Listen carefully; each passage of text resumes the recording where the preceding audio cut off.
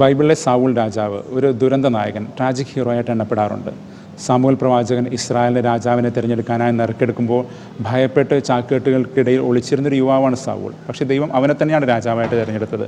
ആ സമയത്ത് വളരെ മഹത്വത്തോടെയാണ് തിരുവചനം സാവൂളിനെക്കുറിച്ച് സംസാരിക്കുന്നത്, അവനെപ്പോലെ മറ്റാരുമില്ല എന്ന രീതിയിൽ. എന്നിട്ടും സാവൂൾ വലിയ വീഴ്ചകൾ വീണുപോയി.